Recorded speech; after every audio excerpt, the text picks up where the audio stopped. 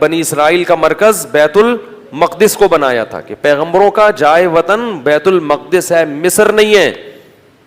یہاں تو کسی ایک وجہ سے آ گئے تھے, اب اس علاقے پہ قبضہ کرو اور بیت المقدس کو آزاد کراؤ, وہاں تمہاری خلافت قائم ہوگی, پھر وہاں سے پوری دنیا میں جہاد ہوگا, کیونکہ دین برحق اس وقت وہی تھا. اس لیے بیت المقدس کی بڑی فضیلت ہے, ہزاروں پیغمبر دفن ہے وہاں پہ. جتنے قرآن میں واقعات بیان ہوئے ہیں نا, 99% واقعات وہیں ہوئے ہیں شام میں.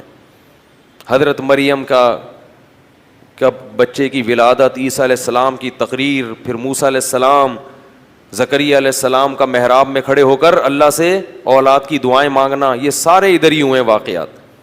یہ تاریخی واقعات ہیں. جو لوگ جاتے ہیں, اب تو بیت المقدس جا نہیں سکتے, بڑی زبردست جگہ ہے, اگر اللہ کسی کو توفیق دے تو وہ جائے ضرور, ان جگہوں کی زیارتیں کرے. تو وہاں پر کیا ہوا کہ بنی اسرائیل کو کہا گیا اب کچھ ہمت خود کرو اور ارض مقدس پہ قبضہ کرو.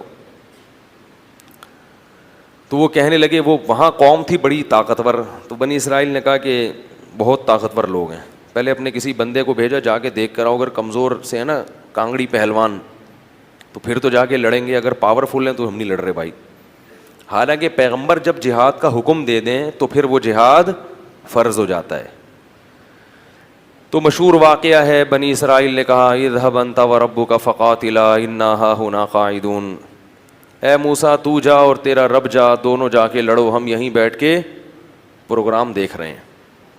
قال رجلان من الذين يخافون, اللہ فرماتے ہیں ان میں دو فرد جو اللہ سے ڈرتے تھے, انعم اللہ علیہما, اور اللہ نے ان پر انعام بھی کیا تھا, وہ کہنے لگے کہ چلے جاؤ, فَإِذَا دَخَلْتُمُوهُ فَإِنَّكُمْ غَالِبُونَ, جب موسیٰ کلیم اللہ کہہ رہے ہیں تو اللہ یقیناً مدد کرے گا, جاؤ ہمت کرو, اللہ غلبہ دے گا. ہمارے حضرت فرمایا کرتے تھے کتنے مبارک ہوں گے یہ دو فرد جن کا اللہ نے قرآن میں تذکرہ کیا, اور اللہ گواہی دے رہا ہے کہ یہ دو انعام یافتہ لوگ تھے. کہہ رہے ہیں کہ بھائی پیغمبر کی مانو, اپنی عقل مت چلاؤ. وہ لیکن کہنے لگے نہیں بھائی ہمارے لیے بڑا مسئلہ ہے یار. موسیٰ علیہ السلام کو غضب آیا اور انہوں نے اس مرتبہ دعا مانگی, اے اللہ میں اپنے اور اپنے بھائی کا تو مالک ہوں, ہارون کا, تو ہمیں کوئی حکم دے, ہم نہ کریں تو ہم سے پوچھ, یہ قوم میری سمجھ سے بالاتر, اتنے تیرے انعامات ہوئے, سب کچھ ہو گیا, لاٹھیوں کو سانپ بنتے ہوئے دیکھا, سمندر کے ٹکڑے ہوتے ہوئے دیکھا, فرعونیوں پر مینڈکوں کا, جوؤں کا, آگ کا عذاب, خون کا عذاب, ہر طرح کے عذاب دیکھے.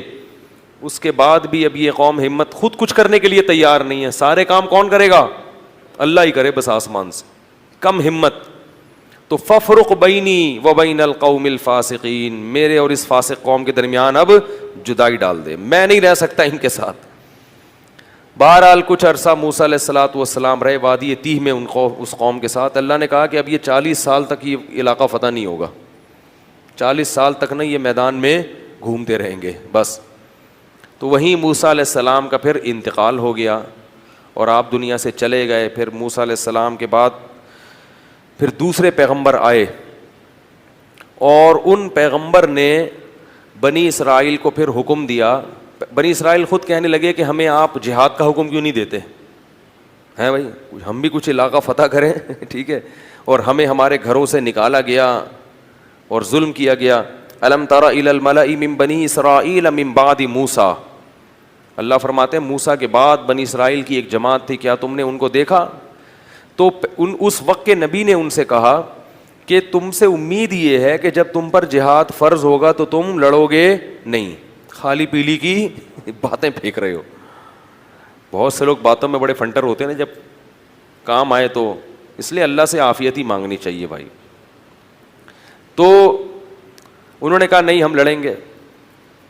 تو پھر جب ان پر جہاد فرض ہو گیا, نبی نے, اللہ نے ایک انہی میں سے کسی ایک کو کمانڈر بنایا جس کا نام تھا طالوت. طالوت کو کمانڈر بنایا تو وہ کہنے لگے کہ اب چونکہ لڑنا نہیں تھا نا, بہانے تراشنے لگے, تو کہنے لگے یہ والا کمانڈر ہمیں قبول نہیں ہے, جہاد کے لیے تو ہم تیار ہیں مگر یہ والا کمانڈر نہیں چلے گا کیونکہ یہ غریب ہے. دولت مند آدمی کو ہمیشہ غریب آدمی کی اتباع سے آر محسوس ہوتی ہے. تو طالوت جو تھے نا وہ غریب تھے اور ان کو پیغمبر نے کیا بنا دیا؟ کمانڈر. اور کہا کہ یہ میں نے اللہ کے حکم سے بنایا ہے لہذا مانو. کہنے لگے انا یکون لہ الملک علینا, یہ کہاں سے امیر ہو گیا بھائی؟ نحن احق بالملک منہ, ہم زیادہ حقدار ہیں, ہم میں سے کسی کو بناؤ, ہم میں جو ہے نا بڑے بڑے قوم کے سردار. تو نبی نے کہا کہ نہیں, یہ سلیکشن اللہ کی طرف سے ہے. اور ان کے برحق ہونے کی ایک علامت یہ بھی ہے کہ حضرت موسیٰ اور ہارون علیہ السلام کی کچھ یادگاریں, کچھ تبرکات, جو ان کی کچھ اشیاء تھیں. بنی اسرائیل کیا کرتے تھے کہ جب بھی کہیں جہاد میں جاتے تھے تو حضرت موسیٰ علیہ السلام کی لاٹھی اور اس طرح کی کچھ چیزیں جو ان کے پاس رہ گئی تھی نا, وہ لے کے جاتے تھے تو اللہ ان کو فتح عطا فرماتا تھا. اس کی برکت تھی,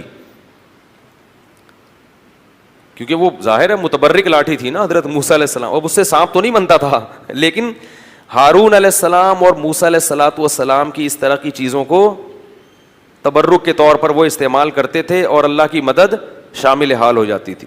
تو بنی اسرائیل کو طالوت نے پھر انہوں نے جو ہے نا وہ تابوت آیا جس میں وہ تھی, تو فرشتے اس کو لے کر آئے, تو ان کو اطمینان ہو گیا کہ اب اللہ کی مدد یقیناً ہوگی, تو میدان جنگ میں اس کو لے کے جاؤ ساتھ. قرآن میں آتا ہے کہ جب حضرت طالوت علیہ السلام لشکر لے کے نکلے ہیں تو انہوں نے اپنی قوم سے کہا کہ دیکھو لڑائی کیونکہ بہت سخت ہے, دشمن بہت طاقتور ہے اور ہم ہیں کمزور, تو اللہ تمہیں پہلے آزمائے گا, یعنی اللہ کی مدد کے لیے جنگ میں فتح نہیں ہو سکتی. تو اسباب میں تو ہم کمزور ہیں, اللہ تمہیں امتحان کرے گا کہ تم میں تقویٰ ہے یا نہیں ہے. اس امتحان میں کامیاب ہو گئے تو جو کامیاب ہوں گے ان کو تو فتح ملے گی, اور جو اس امتحان میں کامیاب نہیں ہوئے وہ کیا کھائیں گے؟ شکست کھا کے بھاگ جائیں گے, وہ لڑنے کی طاقت نہیں رہے گی. اور وہ امتحان یہ ہے کہ تمہیں پیاس لگے گی مگر نہر میں سے کسی نے پانی, بولو بھائی, نہیں پینا. پیاس لگے گی, یہ پیاس بعد میں ختم ہو جائے گی, مگر اس وقت اللہ نے امتحان لیا ہے کہ ایک آدھ چلو پینے کی اجازت ہے, پیٹ بھر کے پانی پینے کی اجازت نہیں ہے. اس میں کامیاب ہو گئے تو لڑنے کی طاقت بھی اللہ دے دے گا تمہیں. قرآن کہتا ہے جب وہ نہر پار کی ہے نا, فشربوا منہ الا قلیلا منہم, تھوڑے سے لوگ تھے جنہوں نے پانی نہیں پیا, پوری قوم نے پی لیا. اتنی اللہ نے نشانیاں دکھائیں, سب کچھ کیا, مگر پھر بھی کیا کر رہے ہیں؟ پیٹ بھر بھر کے کہہ رہے ہیں دیکھا جائے گا یار, دیکھا جائے گا یار. اس کا نقصان کیا ہوا, اس گناہ کی نحوست کیا ہوئی کہ جب سامنے طاقتور لشکر دیکھا اور اس کا کمانڈر تھا جالوت, جو بڑا پہلوان جالوت تھا جیم کے ساتھ, بہت طاقتور, بہت پہلوان, اس کو دیکھا, اڑے بھائی اس کا قد دیکھو, اس کی باڈی دیکھو, ہے بھائی لگ رہا ہے کسی جم سے آ رہی ہے, اور یہ لوگ دیکھو اتنا بڑا لشکر. تو جنہوں نے پانی پیا تھا نا وہ کہنے لگے لا طاقت لنا اليوم بجالوت وجنودی, آج ہمارے پاس طاقت نہیں ہے جالوت اور اس کے لشکر سے لڑنے کی, یہ نہیں ہو سکتا بھائی. اس سے پتہ چلتا ہے گناہ کرنے سے ہمتیں پست ہو جاتی ہیں. اللہ کی نافرمانی کرنے سے کیا ہوتا ہے؟ ہمتیں پست, کچھ بھی نہیں کر سکتے دنیا میں. اللہ کے لیے کچھ نہیں کر سکتے. پھر لا طاقت لنا اليوم بجالوت وجنودی قال الذين يظنون انهم ملاقو اللہ. اللہ فرماتے ہیں وہ لوگ جن کو اللہ سے ملاقات کی امید تھی کہ ایک دن اللہ کے سامنے کھڑے ہوں گے, اس کا ہمیں بدلہ مل جائے گا, وہ کہنے لگے کہ کم من فئۃ قلیلۃ, دیکھو کتنی ہی بار ایسا ہوا ہے کہ ایک چھوٹی سی جماعت کو اللہ نے بڑی جماعت پر غلبہ دیا ہے. ہمت کرو کیونکہ پیغمبر کے حکم پہ آئے ہیں ہم.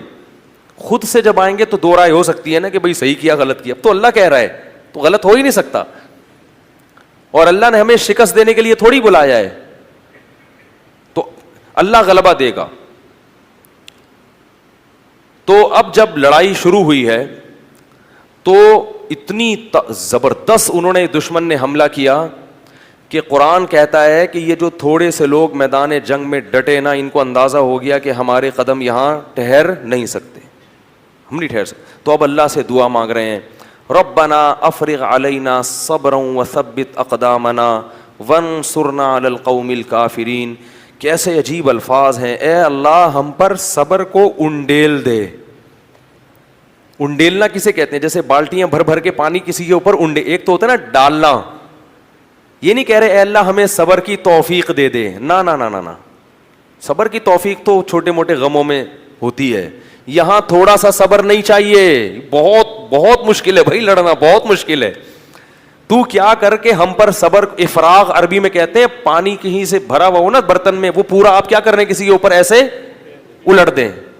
ایسے اللہ بالٹیاں بھر بھر کے ہمارے اوپر صبر کو ڈال تو. وثبت اقدامنا, اور ہمارے قدموں کو یہاں پر جما دے, یہاں پہ اکھڑنے نہ پائیں. ہم تجھ سے دعا مانگتے ہیں. وانصرنا علی القوم الکافرین, اور ان کافروں پر ہمیں ہماری مدد کر. کیسا منظر ہوگا, اور اللہ کو اس طرح سے لڑنے والوں پر کتنا پیار آتا ہوگا. اس لیے یاد رکھو جہاد کی بہت بڑی فضیلت ہے اسلام میں.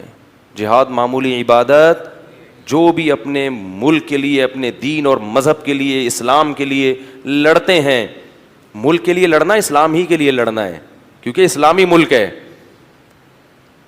تو جو بھی لڑتے ہیں ان کو معمولی مت سمجھا کرو. جان پیش کرنا اللہ کے سامنے یہ آسان کام نہیں ہے. تو وہ کیا کہنے لگے, اے اللہ تو ہمیں قدم یہاں پہ جما دے اور ہم پہ صبر کو انڈیل دے. اللہ کی مدد آئی, وہ تھوڑے سے, کیونکہ اللہ نے اپنے دین کو باقی رکھنا ہے. یہ بھی ختم ہو جاتے ہیں تو بنی اسرائیل تو گئی. ایک قوم کو اللہ نے ہدایت دی تھی, وہ بھی ختم, تو پوری دنیا تو گمراہ تھی. تو اللہ کام ایمان والوں ہی سے لیتے ہیں. بنی اسرائیل تھے بڑے نالائق, مگر تھے تو ایمان والے تو وہی تھے نا. تو بھائی جیسے مرضی ہیں, اللہ کیا کر رہے ہیں کہ بھائی اب ایمان والے تو یہی ہیں نا, اب کافروں سے تھوڑی لوں گا کام. تو جیسے مرضی نالائق ہیں, انہی میں سے نیک لوگ پیدا کروں گا. تو اللہ نے کیا کیا, اللہ فرماتے ہیں فَهَزَمُوهُمْ بِإِذْنِ اللَّهِ, اللہ کے حکم سے ان تھوڑے سے لوگوں نے ان طاقتور لوگوں کو شکست دے دی. جب شکست دی ہے تو انہی بنی اسرائیل میں ایک شخص تھے جن کا نام تھا داؤد, جو کمانڈر نہیں تھے اور نہ نبی تھے. ایک امتی کی حیثیت سے وہ میدان جنگ میں لڑ رہے تھے. وہ بھی ان تھوڑے سے لوگوں میں تھے. نہ صرف یہ کہ ان تھوڑے سے لوگوں میں, بلکہ ان تھوڑوں میں بھی جو انتہائی درجے کی بہادری دکھانے والے تھے ان میں سے تھے. انہوں نے ہدف بنایا تھا جالوت کو, جو سب سے زیادہ طاقتور تھا. یہ بڑی بات ہوتی ہے نا. دیکھو اس زمانے کے دیندار لوگ کیسے ہوتے تھے یار. آج چھپکلی سے ڈرتے ہیں دیندار لوگ. آج دیندار آدمی کو چلانے کے لیے یہاں سے وہاں تک بولو نا, انڈا موڑ چلے جاؤ تو اس کا سانس پھولتا ہے. کہتے ہیں ایکچولی میں اتنا نیک آدمی ہوں کہ میں تیز چل نہیں سکتا. داؤد علیہ السلام تو بڑے پیغمبر تھے اس وقت, نہیں پہلے تو عام امتیوں کی طرح تھے. تو قرآن کہتا ہے داؤد علیہ السلام نے داؤد نے کس کو ہدف بنایا, جالوت کو. اتنی سخت لڑائی ہے اور میں کس کو ہدف بناتا ہوں, جالوت کو, ان کو قتل کروں گا. وقتل داؤد جالوت, اور داؤد علیہ السلام جالوت کو قتل کرنے میں کامیاب ہو گئے. لہذا فتح میں, جیسے کھلاڑیوں میں کھیل جب ہوتا ہے نا تو ایک مین آف دی میچ ہوتا ہے کہ بھئی یہ ہے جس نے جتوایا ہے میچ. تو وہ جنگ جتوانے میں سب سے بڑا کردار کس کا تھا, داؤد کا. اللہ فرماتے ہیں آتاہ اللہ الحکمہ, اللہ نے آپ کو نبوت عطا کر دی. کیا عطا کر دی, نبوت. اور اس کے بعد سے کمانڈ کس کے پاس آ گئی, کیونکہ لڑنے کے لیے, کمانڈ کے لیے صرف نیک ہونا کافی نہیں ہے, جنگ کا تجربہ ہونا, بہادری ہونا, یہ بھی بہت زیادہ ضروری ہے. لوگ کیا کہتے ہیں کہ کمانڈر بناؤ صرف نیک آدمی, نیک ہونا کافی نہیں ہے. ہمیشہ ایسے کو کام اس کے ذمہ سونپا جاتا ہے جو اس کام کا اہل بھی ہوتا ہے. تو اللہ تعالیٰ فرماتے ہیں ان کو کمانڈر بنا دیا گیا, اور اللہ نے ان کو کیا عطا کر دی, حکومت اور نبوت. نبی بھی بن گئے اور کمانڈر بھی بن گئے. اب بیت المقدس پہ قبضہ ہو گیا, اور داؤد علیہ السلام کی بنی اسرائیل کے ذریعے فلسطین میں کیا قائم ہو گئی, خلافت, بنی اسرائیل کی خلافت.